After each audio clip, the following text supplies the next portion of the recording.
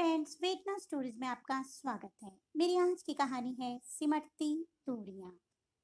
सारा ऑफिस खाली हो चुका था, पर विनय अपनी जगह पर उलझा हुआ सोच में डूबा था।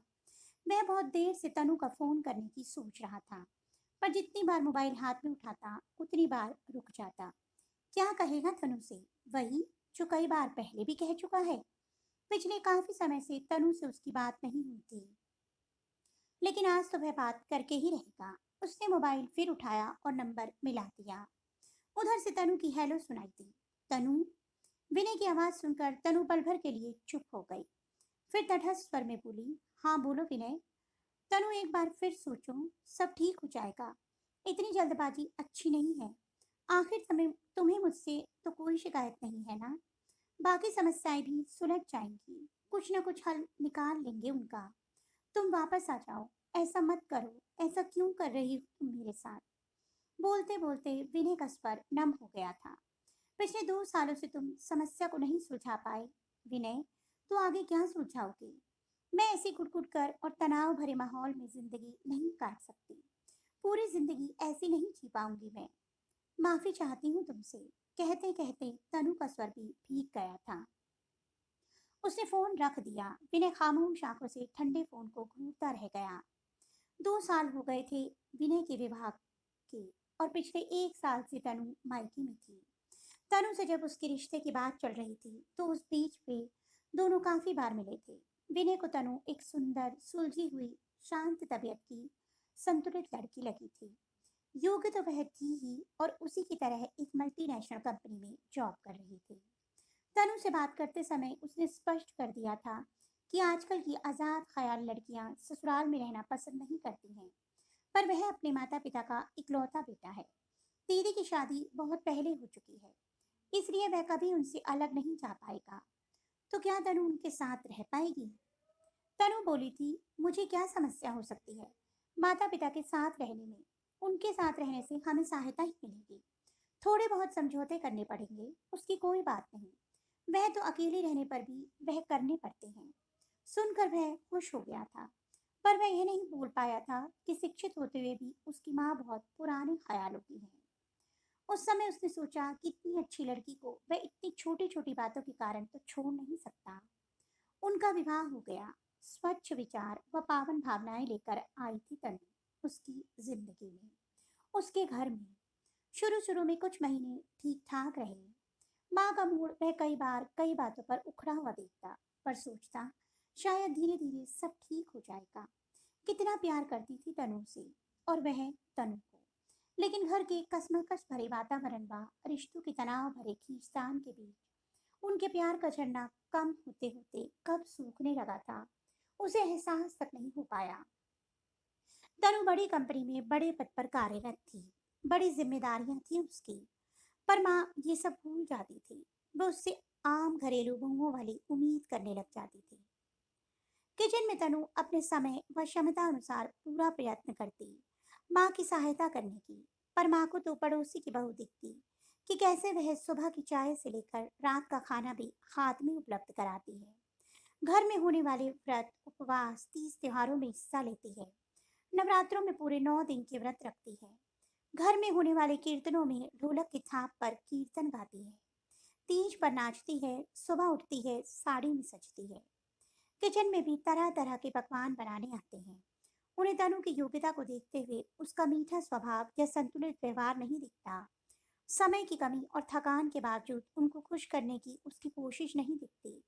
वह कई बार माँ को समझाता, माँ, आप छोटी छोटी बातों पर ध्यान देना छोड़ दो। किचन का काम इतना बड़ा नहीं है।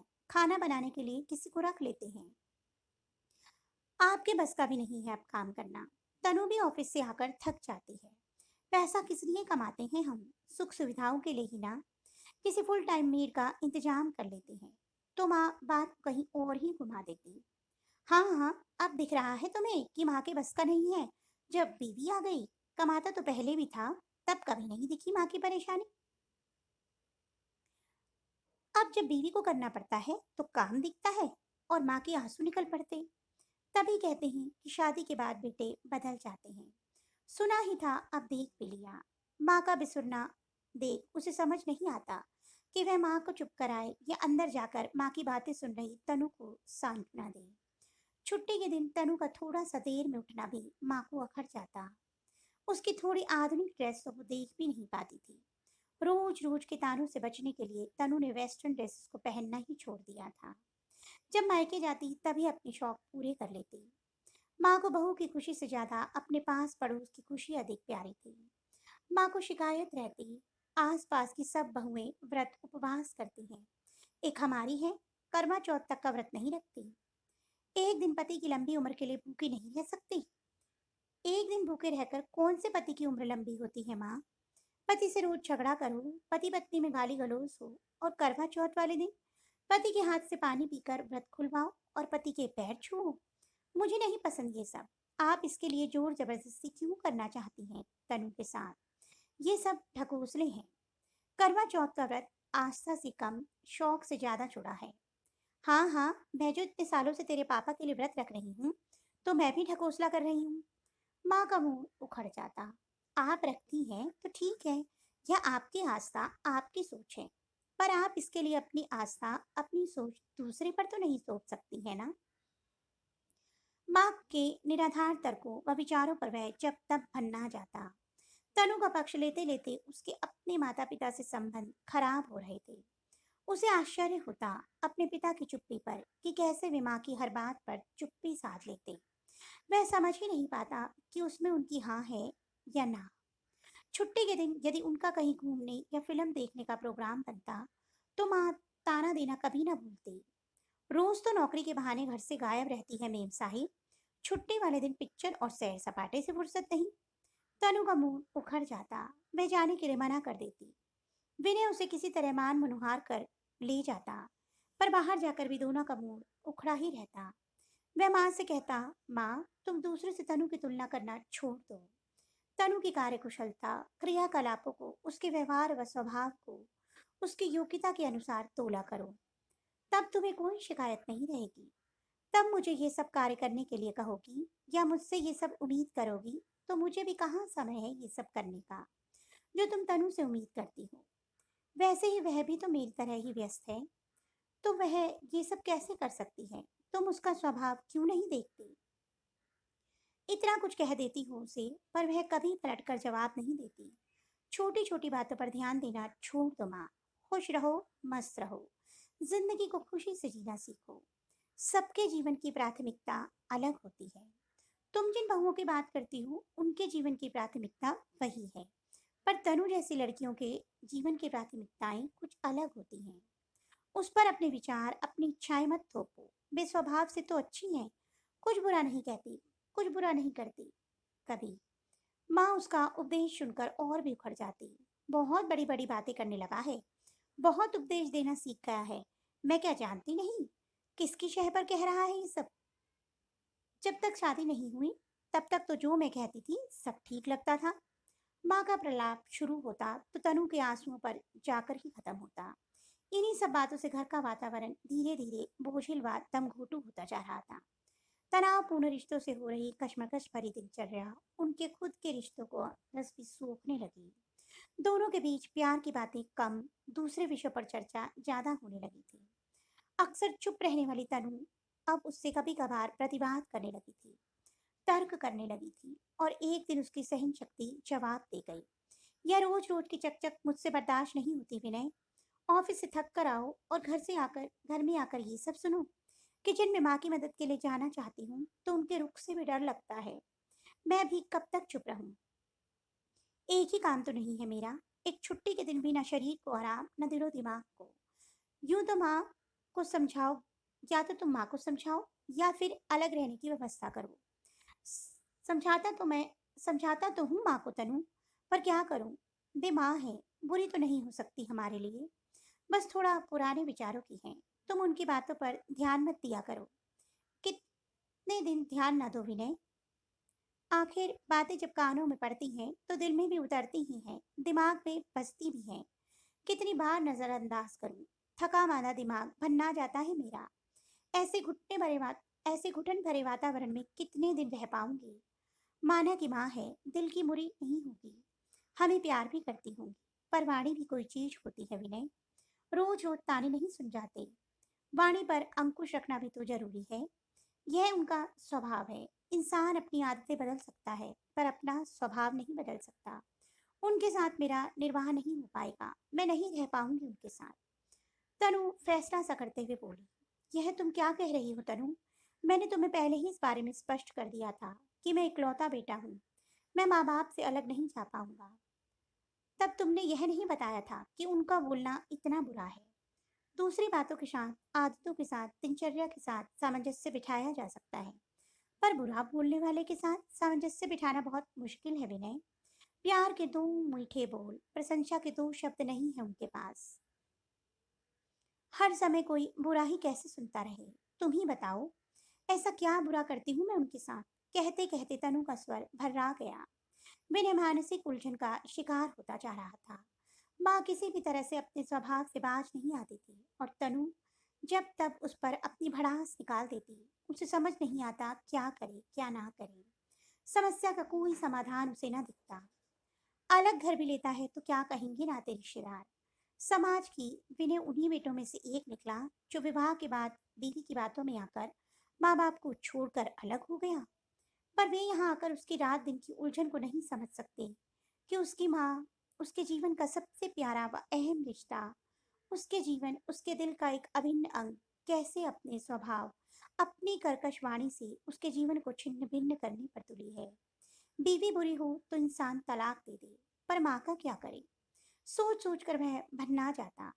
अपने जीवन की उलझनों ने उसे समझा दिया था कि रिश्तों को बनाने के लिए सिर्फ एक की कोशिश काफी नहीं होती।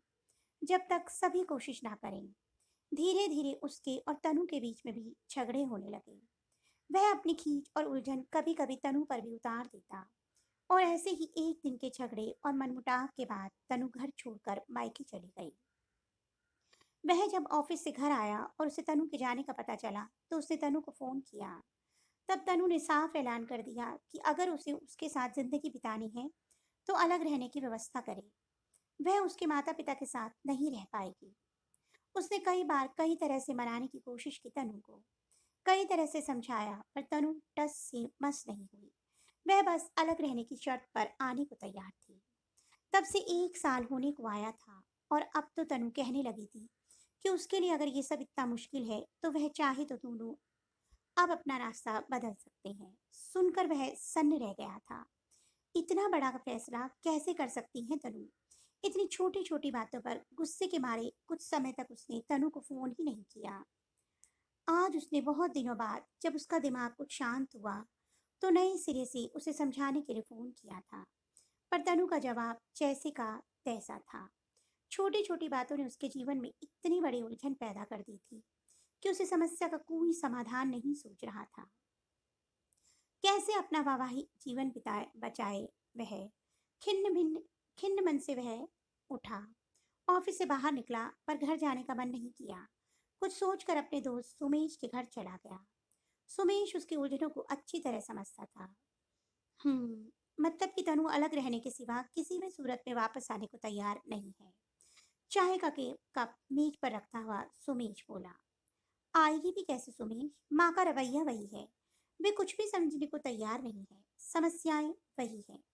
कुछ भी तो नहीं बदला। फिर से सब कुछ वही होगा। माँ के ताने, माँ का बोलना, माँ का स्वभाव। अपनी वाणी पर जरा भी अंकुश नहीं रख पाती हैं वे। माँ के विचारों से पार पाना तनु के लिए आसान नहीं। एक बात कहूँ विनय? हम्म। विनय ने अपनी प्रश्नवाचक दृष्टि उसके चेहरे पर तान दी। तू फिलहाल तनु की बात मान। क्यों नहीं लेता? ज्यादा दूर मत जा।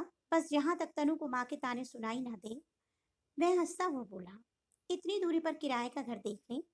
फिलहाल अपना घर तो बचा। तू और तनु साथ रहोगे, पास रहोगे तो एक दूसरे के प्यार व आकर्षण में बनकर समस्या का हल भी निकाल लोगे। क्यों दूर रहकर तो समस्या और भी विकराल हो जाएगी। दूर रहकर तो तुम दोनों के रिश्ते भी नकारात्मक हो रहे हैं। और वैसे भी तुम जबरदस्ती तो तनु को साथ में रहने के लिए बाध्य नहीं कर सकते। ये सब अपनी मर्जी से हो और उन दोनों के रिश्ते खुद सुधरे, तभी साथ रहने में शांति है विनय। नहीं तो क्या फायदा है ऐसे साथ रहने से? लेकिन लोग क्या कहेंगे सुमे? रिश्तेदार, समाज, माता पिता दुखी होंगे सो अलग। विनय उलझन में बोला, तू भी वही बात करने लगा। तुझे सबकी चिंता है या अपना घर बचाने की। पहले एक सीढ़ी तो चढ़, अगली सीढ़ी की बाद में सोचना। तू माता पिता को कोई छोड़ थोड़े ही ना रहा है, बस उनसे थोड़ी दूरी पर रहेगा, उनकी एक पुकार पर उनके पास पहुंच जाएगा। बात कुछ कुछ विनय की समझ में आ गई। दूसरे दिन मैं तनु से मिलने उसके ऑफिस में चला गया। तनु को इस बात पर क्या एतराज हो सकता था। विनय ने थोड़ी दूर पर किराए का घर देखा और एडवांस दे दिया। अब बात माँ बाप को बताने की थी। जैसे कि उम्मीद थी, सुनते ही माँ ने तूफान मचा दिया। मैं क्या समझ नहीं रही थी उसके? शुरू से ही लक्षण ऐसे दिख रहे थे। बड़ों की बात समझने और मानने के बजाय बुरा मानकर मायके जा बैठी। वह तो मैं समझ ही रही थी कि बेटे को माँ बाप से अलग करके ही मानेगी। पागल कहेंगी। और तू भी कुपूत निकला, जो बीवी की बातों में आकर माँ बाप को छोड़ने पर राजी हो गया। तुझे शर्म नहीं आई ये सब कहने में? इसलिए औलाद को बड़ा करते हैं माँ बाप। माँ के मुंह से भी जो आ रहा था बोल रही थी। विनय के दिल में भी बहुत कुछ आ रहा था, पर इस समय माँ के साथ तर्क करना व्यर्थ था और वह चाहता भी नहीं था। वह जानता था कि उसके माता पिता का दिल उसके निर्णय से बहुत दुखी होगा, पर इसके पीछे उन्हें अपनी खामियां नजर नहीं आई होंगी। पिता ने इस बार भी कुछ न बोलकर भी अपने हाव भाव से अपनी पूरी नाराजगी जाहिर कर दी। किसी तरह मन मजबूत कर वह अपने इरादे पर कायम रहा और तनु को लेकर अलग गृहस्थी बसा ली। घर से वह कोई सामान लेकर नहीं गया। थोड़ा बहुत सामान बाजार से खरीदा, कुछ फर्नीचर मकान मालिक का था। कुल मिलाकर उनकी गृहस्थी सुचारू रूप से चलने लगी। उसकी रोज की दिनचर्या भी थी। वह ऑफिस से आकर पहले रोज माँ पापा के पास जाता, वहां चाय पीता, फिर अपने घर चला जाता। शुरू शुरू में तनु कुछ नाराजगी, कुछ डर के कारण नहीं गई। फिर धीरे धीरे उसने भी जाना शुरू कर दिया। विनय के साथ छुट्टी के दिन या रविवार को वह भी माँ पापा के पास चली जाती। ससुर जी का मूड तो कुछ कुछ दिखाने के लिए सही हो गया, पर सास का मूड उसे देखकर उखड़ा ही रहता। अभी उन्हें फोन अभी उन्हें घर से अलग हुए 2 महीने भी नहीं हुए थे कि दिन वे सुबह ऑफिस जाने के लिए तैयार हो ही रहे थे कि विनय का मोबाइल बज उठा। पापा का फोन था। वे घबराए स्वर में बोल रहे थे। पापा बोल रहे थे कि माँ का एक्सीडेंट हो गया है, जल्दी से घर आ जाओ। माँ, हम अभी आते हैं पापा, कहकर दोनों घबराए हुए दोनों जैसे तैसे घर की तरफ दौड़े। माँ को उठाकर अस्पताल ले गए। उनका एक्सरे हुआ तो पता चला पैर मुड़ने से, पैर के बल गिरने से पैर में फ्रैक्चर हो गया है। प्लास्टर चढ़ गया। 45 दिन का प्लास्टर था। डॉक्टर ने शुरू में तो पूर्ण आराम की सलाह दी थी, यहाँ तक कि बाथरूम तक भी व्हीलचेयर से ही जाना था। सब कुछ कराकर जब माँ को लेकर विनय और तनु घर अब पिता पहुंचे के तो बस का काफी नहीं देर था हो गई थी। माँ की तनु ने देखभाल ही करना। सबके लिए थकने मैं के तो बाद एकदम से जैसे छुट्टी भी भी नहीं नहीं ले खाना सकता। बनाया। कल से उस रात दिल्ली दोनों वहीं है। रुक गए। रात को दिल्ली दोनों से बॉस सोच में लोग पड़ आ गए। रहे हैं। अब अगले कुछ दिन में बहुत व्यस्त रहूंगा। इतने दिन से तैयारी कर रहा था। विनय लाचारी और उलझन में बोला। ऐसा करते हैं विनय। विनय को सोच व उलझन में पड़े देखकर तनु बोली, मेरी काफी छुट्टियां बाकी हैं। कल से मैं फिलहाल 15 दिन की छुट्टी ले लेती हूँ। तब तक तुम्हारे रिव्यू खत्म हो जाएंगे। तब तुम छुट्टी लेने की कोशिश करना। उसके बाद दीदी को पूछ लो, यदि हफ्ते भर के लिए वे आ सकती हैं तो फिर मैं दोबारा कोशिश करूंगी छुट्टी लेने की। विनय ने चौंक कर तनु की तरफ देखा। उसके चेहरे पर माँ की परेशानी से उपजे चिंता के भाव थे। वह मुग्ध भाव से तनु को देखता रह गया कि पता नहीं माँ तनु को क्यों नहीं समझ पाती। माँ तनु की पीढ़ी की बहुओं को भी अपने जमाने की सासों के चश्मे से देखती हैं और उनकी तुलना अपने जमाने की बहुओं से करती हैं। लेकिन तब से अब तक जमाने में, समाज में, शिक्षा में, लड़कियों के पालन पोषण में बहुत परिवर्तन आ चुका है। इस बात पर बिल्कुल विचार करना नहीं चाहती। इस घोर परेशानी व उलझन के समय भी तनु के संयोग से उसका दिल भर आया था। माँ ने क्या कुछ नहीं कहा तनु को, पर प्रत्यक्ष में बोला, ठीक है, पर तुम्हें छुट्टी लेने में दिक्कत तो नहीं होगी? नहीं, मिल जाएगी। जरूरत पर नहीं मिलेगी तो किस काम की ये छुट्टियां? रात में वह निश्चिंत होकर सो पाया। तनु ने छुट्टियां लेकर पूर्ण तन मन से माँ की देखभाल की। चूंकि यह शुरू का समय था, इसलिए ज्यादा कष्टपूर्ण व नाजुक था। देखभाल की ज्यादा जरूरत थी। तनु की निश्चल देखभाल से माँ का मन बार बार पिघलने को होता।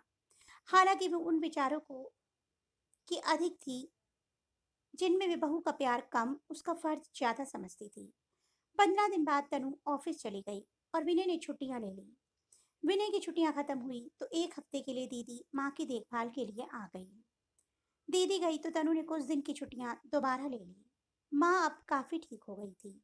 सहारे से बाथरूम जाने लगी थी। तनु पूरी देखभाल कर रही थी।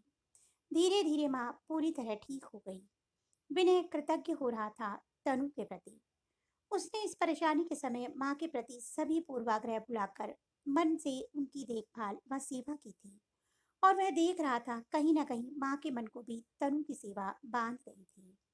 तनु की जरूरतों पर कभी ध्यान न देने वाली माँ उससे अब जब तक पूछ लेती कि उसने खा लिया, खाना खा लिया या नहीं, चाय पी ली या फिर थोड़ी देर आराम कर ले तनु, थक गई होगी।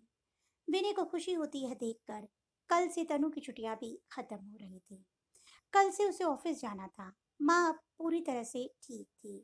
रात का खाना खिलाकर खाना खाने के बाद वे अपने घर जाने के लिए तैयार हो गए। तनु कमरे में जाकर माँ से मिलकर बाहर आ गई। विनय भी माँ से मिलने कमरे में चला गया। अच्छा माँ, चलते हैं। अब आप बिल्कुल ठीक हैं। अपना ध्यान रखना, हम आते जाते रहेंगे।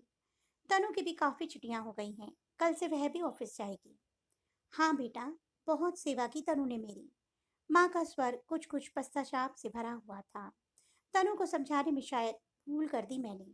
कोई बात नहीं माँ, वह संतुष्ट होता हुआ बोला। आप समझ गई, हमारे लिए यही काफी है। और माता पिता की सेवा व देखभाल करना तो हमारा फर्ज है। आपको जब भी जरूरत होगी हम आपके पास होंगे माँ। वह भीगे स्वर में बोला। माँ की आंखों में भी नमी तैर गई। विनय, तनु अब वापस आ जाए बेटा। क्यों अलग जा रहे हो रहने? जहाँ दो बर्तन होंगे तो थोड़े बहुत तो बचेंगे ही। पर इसका मतलब यह तो नहीं कि मैं तुम लोगों को प्यार नहीं करती। बड़ों की बातों का इतना भी क्या बुरा मानना। माँ का स्वर कातर हो गया था। ओह माँ, वह माँ को गले लगाते हुए बोला। आप इतनी भावुक क्यों हो रही हैं? आपके ही बच्चे हैं हम। दूर थोड़े ही न गए हैं आपसे। जरा सी दूरी पर ही तो हैं। मैं धीरे धीरे माँ की पीठ सहलाने लगा। माँ, एक घर में एक छत के नीचे रह रहे थे। पास थे आपके, पर आपके दिल से दूर थे। जब थोड़ा दूर है तो दिल के पास है। पास रहकर दूर रहने से दूर रहकर पास रहना ज्यादा अच्छा है माँ। मुझे उम्मीद है आप मेरी बात समझ रही होंगी। वह माँ से अलग होता हुआ बोला। साथ रहकर थोड़े दिन बाद फिर वही सब शुरू हो। वही दम घोटू वातावरण, वही रिश्तों की खींचतान। बहुत मुश्किल होती है माँ मुझे। तनु के लिए भी ये सब मुश्किल है, नौकरी के साथ झेलना। मैं अब तनु के ऊपर अपनी कोई सोच लादना नहीं चाहता। अपने और तनु के रिश्ते को थोड़ा और समय दो। हो जाने दो इस रिश्ते को परिपक्व। बदल जाने दो अपने खुद के विचारों को आप। जैसे आपको तनु पर विश्वास हो गया, वैसे ही तनु का विश्वास भी हो जाने दो आप पर। जब तक तनु मुझे स्वयं घर लौटने के लिए नहीं कहेगी, तब तक मैं यह कदम नहीं उठाऊंगा। और तब तक आप भी इंतजार करो। मैं जानता हूँ तनु को। जिस दिन उसे अपने और आपके रिश्ते पर विश्वास हो जाएगा, वह खुद ही वापस आ जाएगी। मेरे लिए तो दोनों रिश्ते प्रिय हैं माँ। मैं तो चाहूंगा कि आप और तनु के बीच प्यार और प्यार भरा रिश्ता विकसित हो। जैसे तनु ने आपका दिल जीता, आपका उस पर विश्वास लौटा, वैसे ही तनु का विश्वास भी लौट आएगा आप पर। मुझे पूरा भरोसा है। तभी साथ रहने का मजा है माँ। कहकर वह उठ खड़ा हुआ। विनय पूछे विनय पीछे मुड़ा तो पापा खड़े थे। आज पहली बार उसे पापा के चेहरे पर अपनी कही बात पर सहमति के भाव नजर आए। उन्होंने बेहद अपनेपन व बेहद भरोसे से उसका कंधा थपथपा दिया। बाहर आया तो तनु उसका इंतजार कर रही थी। वह जानता था माँ अभी अभी मुश्किल दौर से निकली है, इसलिए इतनी बदली हुई है। वर्षों की आदतें और विचार 4 दिन में ही नहीं बदलते। जब फिर से साथ रहना शुरू करेंगे तो फिर से उन्हें अपनी वाणी और विचारों पर अंकुश रखना मुश्किल होगा। अभी और समय देना होगा उन्हें तनु को समझने का। और उन फालतू बातों से अधिक अपने बच्चों की जरूरत अपनी जिंदगी में महसूस करने का। तब तक तनु भी कुछ माँ के नजदीक आ जाएगी। तो फिर शायद उसे उनकी बात इतनी बुरी ना लगे जितनी अभी लगती है। जैसे माता पिता की देखभाल और सेवा करना उसका फर्ज है, वैसे ही तनु भी उससे ही बंधी हुई उस घर में आई है, उसकी जिंदगी में आई है। उसे एक सुंदर, स्वच्छ, अच्छी, संतुलित जिंदगी देना भी उसका कर्तव्य है। सोचता हुआ वह तनु के साथ घर से बाहर निकल गया। तो दोस्तों, आपको मेरी कहानी कैसी लगी कमेंट बॉक्स में अवश्य बताइएगा। अगर आपको मेरी कहानी अच्छी लगी तो मेरी कहानी को लाइक कीजिए और प्लीज़ चैनल को सब्सक्राइब करना मत भूलिए। जल्द ही एक नई कहानी के साथ मिलूंगी, तब तक के लिए बाय बाय।